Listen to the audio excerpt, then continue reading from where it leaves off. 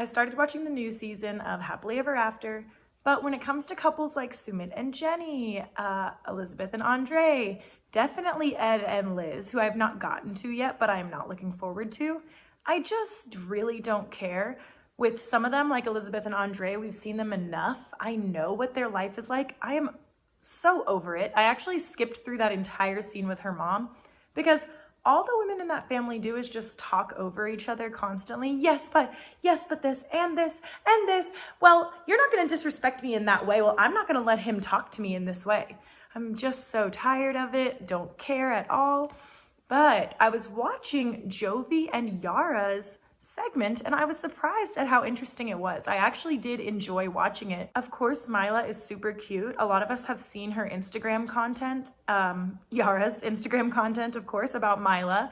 And it seems like she loves being a mom.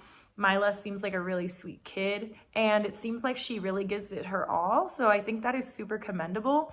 And I really do think that this is what Yara wanted, this life to, stay with her kid, raise her, have all this fun with her. So it's really sweet to see. As soon as their segment starts, it seems like they're having an okay time. And when Yara's about to walk out the door, Jovi starts berating her. Well, when am I gonna get some free time? When am I gonna get to have my vacation?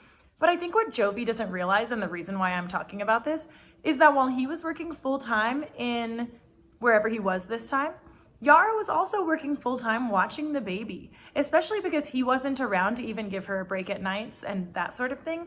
She is watching this baby more than 40 hours a week, more than the average work week.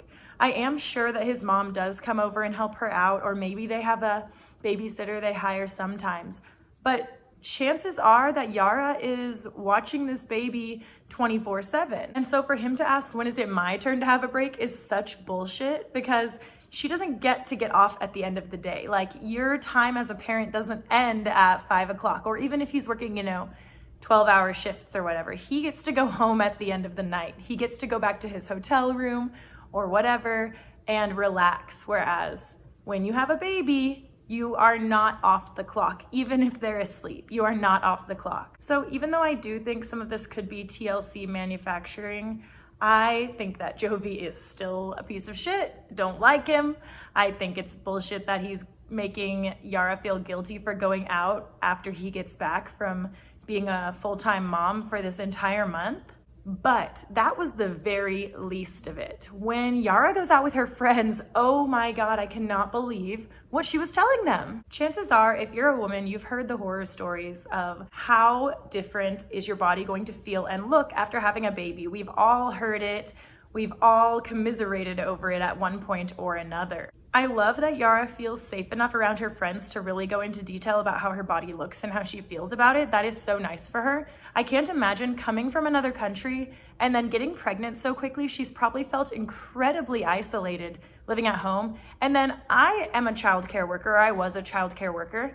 And being around children all day can really be isolating. You're never alone. They're always talking to you. But it can be super isolating because you're not having that adult interaction that you would have if you were at work with other adults, if you were out with friends, if you were in public interacting with strangers. You are not having those same kinds of interactions with the children around you. So like I said, it can be super isolating. And then add on the fact that she had just gotten there from Ukraine. And then of course, COVID as well. I'm sure that she's feeling really lonely when Jovi's gone, especially. And he can't give her just this one night, but she goes out anyway. Personally, I don't think it's super respectful for her girlfriends to be like, oh, you're too hot for Jovi, you could have any guy you want. She chose to be with Jovi. I think it's nice that she can say, I am attracted to Jovi, he is my husband, so let's respect that. But then Yara starts talking about what Jovi says to her. And all my feelings that she should be, at least giving him that modicum of respect are out the fucking window. Because this bitch had the audacity to say that he's not attracted to Yara's boobs. And now we see where all of that insecurity comes from. Imagine the man that you're supposed to love, the man that has pledged their life to you and you've pledged your life to them. Then you give them your body by having a baby for them and they tell you that they're not attracted to your boobs.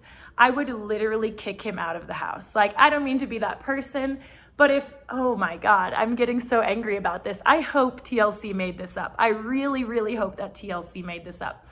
It is just so disrespectful to say to anyone, but especially the mother of your children. Do I think Yara having a boob job is necessarily the best way to fix it? No. I think Jovi should fucking change who he is and respect his wife. But it's also so sad that, you know, her friend's number one response was, well, just, he can pay for the boob job then. Like, no, how about you just be nice to your wife? So I was completely prepared to skip Ed and Liz's portions of this happily ever after, and I'm literally watching it right now. I was eating dinner, and of course, Ed and Liz come on. I forgot they were in the second episode, and they are rehashing their story up to now, which is just a horrible, horrible love story. And of course, they have to bring up Teddy. And I'm over here literally crying at this kitchen table because I hate Ed and Liz. I don't want to feel anything for them. And, you know, we've all lost, I can't even talk about it. We've all lost pets. And they bring this shit on the air to try to make us feel bad for Ed and Liz or make it feel like there's actually something in their relationship because he lost his dog, which is incredibly heartbreaking. But I'm like, her texting you after this situation doesn't mean that you have some crazy love story. I'm so mad at TLC for doing this to me.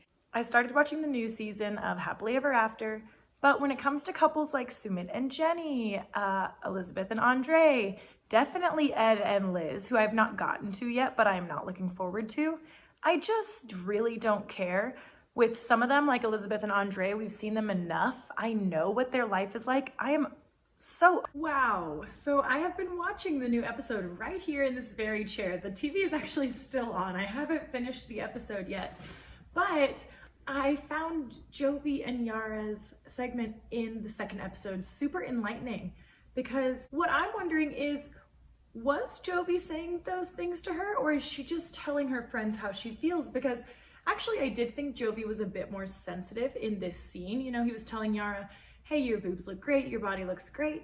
On the other hand, I don't think he's a super nice guy, because he was saying, yes, her boobs don't look amazing. He was acknowledging that that is what happens when women have a baby and then breastfeed for a long time.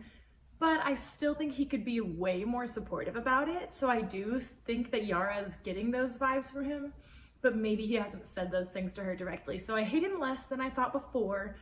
And I do think it's nice that, you know, he was saying like, you don't need to get a boob job. I don't know where this is coming from, like why? But I think it's very silly that he's saying, oh, this is all because of her friends. You know, she never wanted a boob job before. It's because of her new friends. I'm like, no, it's because of your reaction to her boobs. You realize that, right? So I'm actually really torn in this situation, but I just feel bad for Yara. Like, that is so hard when you have had a baby and your body changes in ways that you don't want it to, in ways that you know aren't the stereotypical standard of like beauty. And how do people deal with that? I can't even imagine. So of course Yara is feeling the way she is. I really, really feel for her. I don't agree with her on everything that happens to her in the show, but I really feel for her in this situation. I am about to watch the Shahida and Bilal scene, and I don't even want to watch it because it's so dramatic. I can understand getting upset in a public place, especially like when I've been drinking, I can get very loud, but it's usually in a positive way.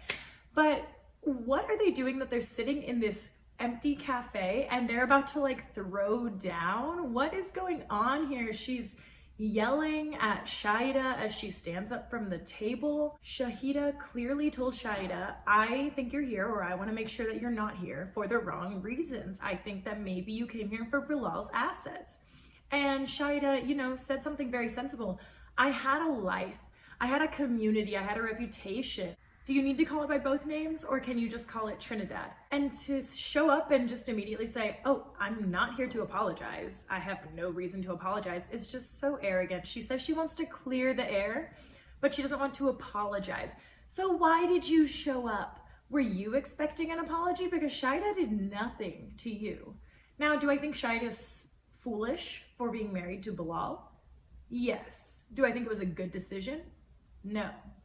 She did choose this life, but that doesn't mean I have to like Shahida or Bilal. Unfortunately, Kim is just completely deranged. I don't know if she doesn't know that Usman is using her or if she just doesn't care. She wants love that badly.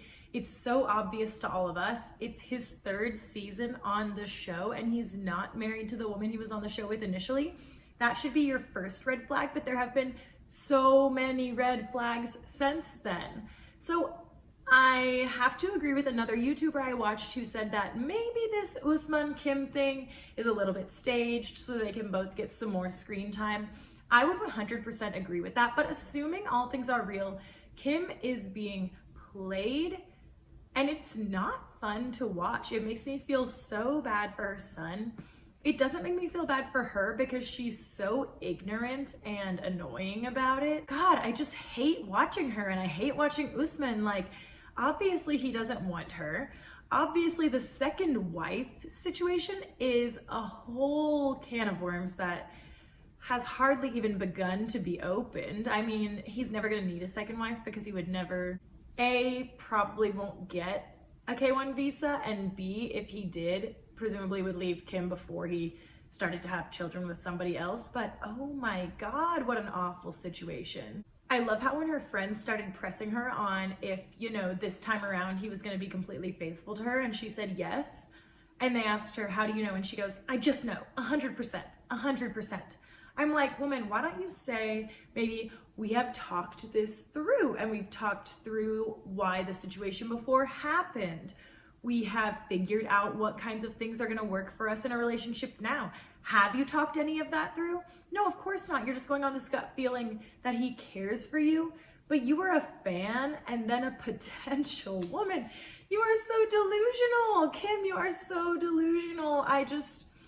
I would feel bad for her if she weren't so goddamn obnoxious.